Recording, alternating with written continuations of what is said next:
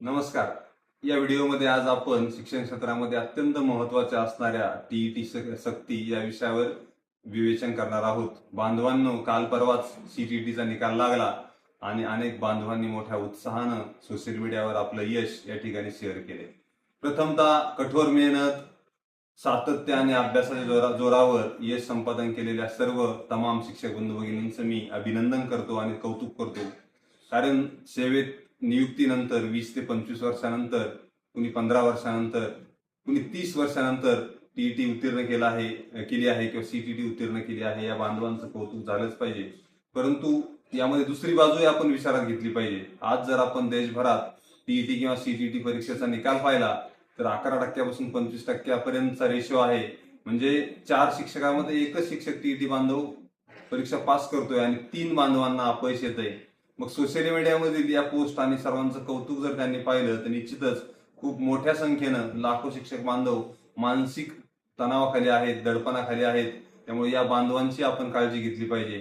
जरी अनेक शिक्षक बांधवांनी टीईटीची परीक्षा उत्तीर्ण केली असली तरी सुद्धा ज्यांना हे शक्य झालं नाही त्यांच्यासाठी आपण टीईटी सक्तीमधून मुक्ती मिळण्यासाठी माननीय सर्वोच्च न्यायालयाकडे रिव्ह्यू पिटिशनद्वारे आणि केंद्र सरकार, राज्य सरकारांकडे वेगवेगळ्या आयसीटी आणि आरटीईच्या बाबींसंदर्भात भेटीगाठी आणि प्रयत्न यापुढे चालू ठेवणार आहोत.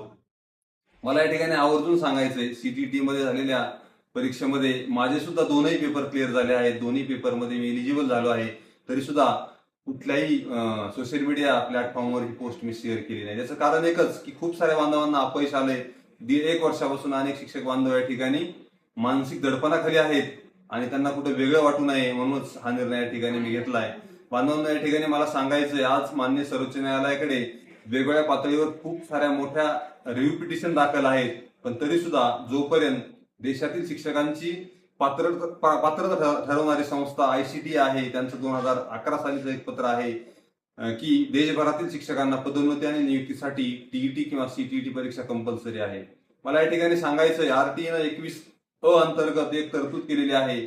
त्यामध्ये आयसीटी नावाच्या संस्थेला देशभरातील शिक्षकांची पात्रता ठरवण्याचा अधिकार दिलेला आहे आणि जोपर्यंत आयसीटी 2011चं आपलं पत्र दुरुस्त करत नाही तोपर्यंत रिपिटिशन मध्ये कुठलाही बदल होणार नाही, असं या ठिकाणी मला ठाम सांगावंसं वाटतं. कारण माननीय सर्वोच्च न्यायालयाने 1 सप्टेंबर 2025 जो निकाल दिलाय तो सुद्धा त्यांनी स्वतःच्या मतानुसार न देता आरटी आणि 2011चं आयसीटीचं पत्र या गोष्टींचा अभ्यास करून घटनात्मक तरतुदी पडताळून पाहून हा निकाल दिलेला आहे. आणि तो निकाल जर आपल्याला रिव्ह्यू पिटिशनद्वारे बदलून घ्यायचा असेल तर निश्चितच 2011चं आयसीटीचं पत्र जर आपण दुरुस्त करून घेतलं तर किमान 2011 पूर्वी नियुक्त असणाऱ्या देशभरातील लाखो शिक्षक बंधू भगिनींना टीईटी सक्तीमधून मुक्ती मिळेल, यात मला मात्र शंका वाटत नाही.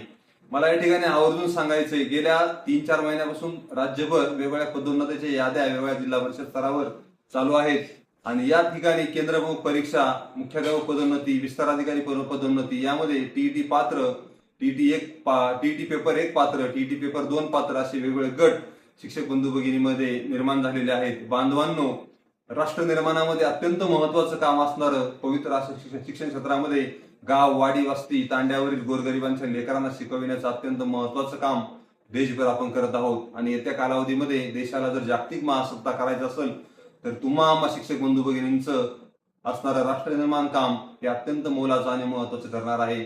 आणि असे असताना आपण आपल्या शिक्षक बंधू भगिनीमध्ये फक्त टीईटी सारख्या छोट्या प्रश्नासाठी गटतट निर्माण करून आपापसात किंवा कोर्टामध्ये एकमेकाच्या विरोधात भांडण्यापेक्षा आपण सर्व एक होऊन या देशभर शिक्षण क्षेत्राची सेवा करूया आणि आपल्या भारताला एक दिवस जागतिक महासत्ता करूया. सर्वांना पुनश्च एकदा धन्यवाद.